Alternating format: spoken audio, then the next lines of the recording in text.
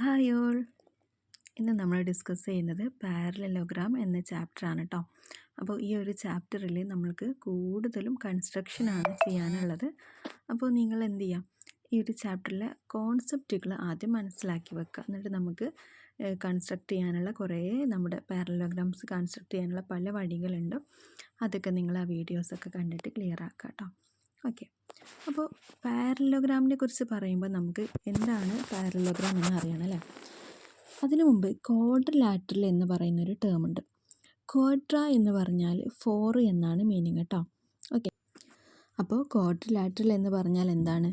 4 വശങ്ങളുള്ളതിനെയാണ് നമ്മൾ, വശങ്ങളുള്ള ഒരു ഷേപ്പിന്, ഒരു ഫിഗറിനെയാണ് നമ്മൾ ക്വാഡ്രിലാറ്ററൽ എന്ന് പറയുന്നത്. അങ്ങനെ നമ്മൾ 4 സൈഡുകളുള്ളതിനെ പാരലലോഗ്രാം എന്നും ട്രപ്പീസോയിഡ് എന്നും ട്രപ്പീസിയം എന്നൊക്കെ പറയാം. അതിൽ തന്നെ പാരലലോഗ്രാം എന്ന ആ ഒരു ഭാഗമാണ് നമുക്ക് ഈ ചാപ്റ്ററിൽ ഡിസ്കസ് ചെയ്യാനുള്ളത്. ഓക്കെ, അപ്പോൾ ഈ പാരലലോഗ്രാമിന് തന്നെ കുറച്ച് കാര്യങ്ങൾ നമ്മൾ ആദ്യം മനസ്സിലാക്കി വെക്കണം. എന്താണ് പാരലലോഗ്രാം എന്ന്? നമ്മളിതൊക്കെ കഴിഞ്ഞ ചാപ്റ്ററുകളിലൊക്കെ ഡിസ്കസ് ചെയ്തിട്ടുള്ള കാര്യങ്ങൾ തന്നെയാണ്, എന്നാലും നമ്മളൊന്നും കൂടെ നോക്കാം. ഓക്കെ, ആദ്യം നമ്മൾ പറയുന്നത് ഒരു പാരലലോഗ്രാമിൻ്റെ ഓപ്പോസിറ്റ് സൈഡുകൾ. ഇപ്പോൾ ഓപ്പോസിറ്റ് സൈഡ് എന്ന് പറയുമ്പോൾ 2 പെയർ ഓപ്പോസിറ്റ് സൈഡ് ഉണ്ടാവും അല്ലേ. ആദ്യത്തെ പെയർ ഈ സൈഡും ഒരു ഓപ്പോസിറ്റ് സൈഡാണ്.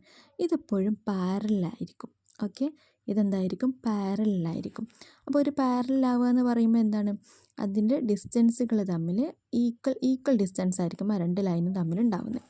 ഓക്കെ, അപ്പോൾ അത് പാരലായിരിക്കും. അതേപോലെ തന്നെ ഈക്വലും ആയിരിക്കും. ഓക്കെ, ഈ ഈക്വൽ ആവുക എന്ന് പറയുമ്പോൾ ഇപ്പോൾ ഈ ഒരു ലൈന് 4 സെൻറ്റിമീറ്റർ ആണെന്ന് വിചാരിക്കുക. അങ്ങനെയാണെങ്കിൽ ഇതിൻ്റെ ഓപ്പോസിറ്റ് കിടക്കുന്ന ഈ ലൈനും 4 സെൻറ്റിമീറ്റർ ആയിരിക്കും.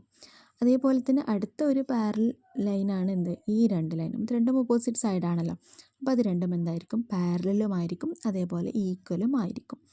ഓക്കെ, അപ്പോൾ ആ ഒരു കോൺസെപ്റ്റ് പഠിച്ചില്ലേ. A parallelogram has 2 pairs of equal sides. The opposite sides are parallel. Okay, ഇനി അടുത്തതാണ് എന്ത്? ആംഗിൾസ്. ഓപ്പോസിറ്റ് ആംഗിൾസ് എന്ന് പറയുന്നത്, ഇപ്പോൾ ഈ ഒരു ആംഗിളും ഈ ആംഗിളും ഓപ്പോസിറ്റ് ആംഗിൾസ് ആണ്. അതെന്തായിരിക്കും? ഈക്വൽ ആയിരിക്കും. ഇത് 80 ഡിഗ്രി ആണെന്ന് വിചാരിക്കുക. അങ്ങനെയാണെങ്കിൽ ഇതും 80 ഡിഗ്രി ആയിരിക്കും. ഓക്കെ, അതേപോലെ തന്നെ ഇത് രണ്ടും ഈക്വൽ ആയിരിക്കും. ഇനി ഈ യെല്ലോയും ഈ ഗ്രീനും എന്താണ്? രണ്ടും കൂടെ ആഡ് ചെയ്യുമ്പോൾ നമുക്ക് 180 കിട്ടും കേട്ടോ. അത് മറക്കണ്ട. ഇനി അടുത്തൊരു കാര്യം എന്ന് വെച്ചാൽ ഡയഗണൽസ് ബൈസെക്റ്റ് ഈച്ച് അതർ.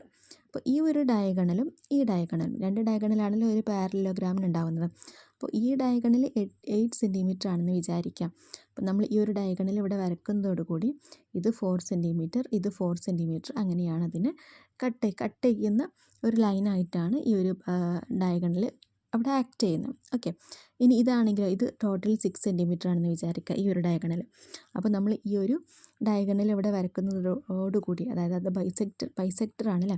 അപ്പോൾ അത് ബൈസെക്റ്റ് ചെയ്യുന്നതോടുകൂടി ഇത് 3യും ഇത് 3യും ആയിട്ട് മാറും. Okay, so the diagonals bisect each other.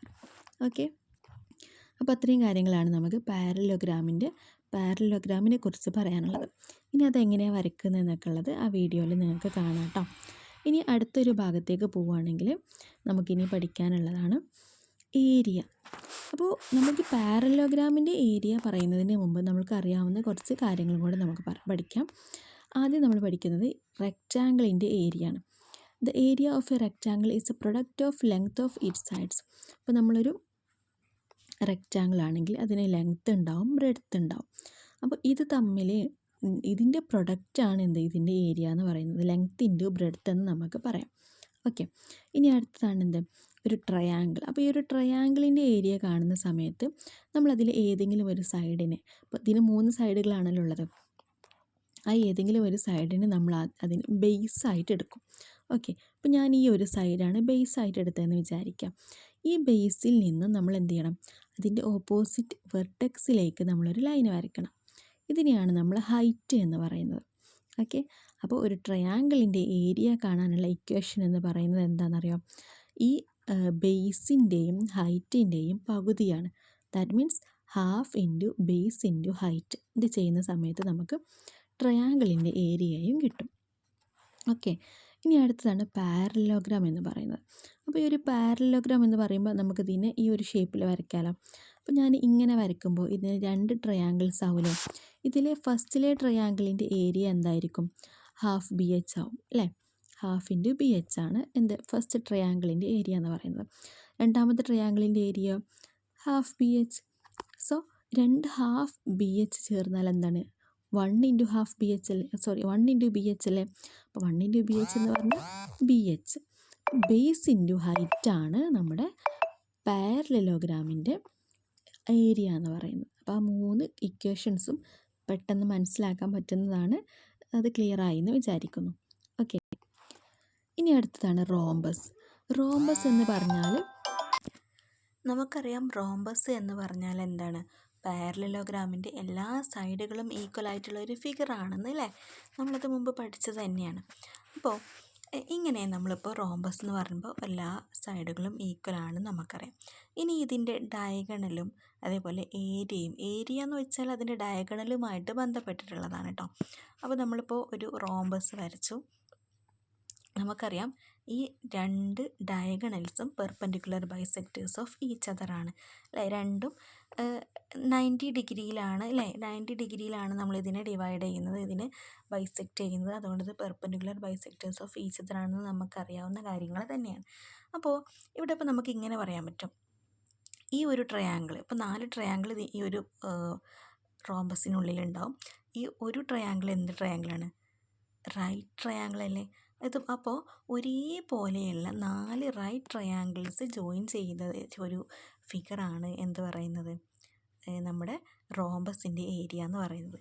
Okay, അപ്പോൾ 4 റൈറ്റ് ട്രയാങ്കിൾസ്, ഒരേപോലെയുള്ള 4 റൈറ്റ് ട്രയാങ്കിൾസ് ജോയിൻ ചെയ്തിട്ടുള്ള ഒരു ഷേപ്പാണ്, ഒരു ഏരിയയാണ് നമ്മുടെ റോംബസിൻ്റെ ഏരിയ എന്ന് പറയുന്നത്.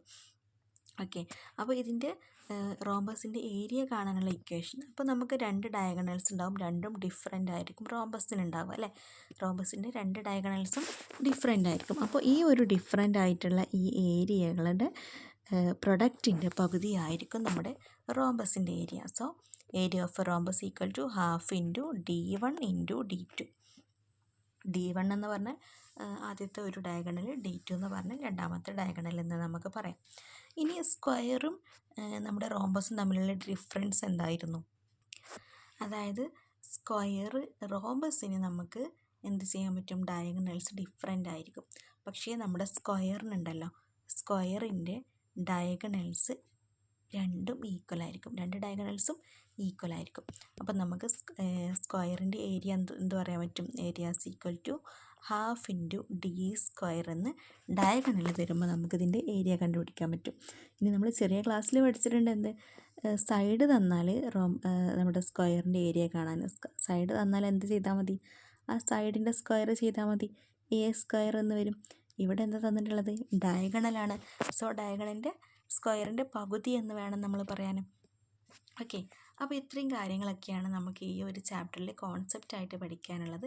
ഇനി നമ്മൾക്കിതിൽ കുറേ കൺസ്ട്രക്ഷൻസ് ഉണ്ട്, അതായത് റോംബസ് എങ്ങനെ വരയ്ക്കണം, അതുപോലെ നമ്മുടെ സ്ക്വയർ എങ്ങനെ വരയ്ക്കണം, പാരലലോഗ്രാം എങ്ങനെ വരയ്ക്കണം എന്നൊക്കെയുള്ള കാര്യങ്ങൾ വേറൊരു വീഡിയോ ആയിട്ട് ഇവിടെ കാണിക്കുന്നുണ്ട് കേട്ടോ.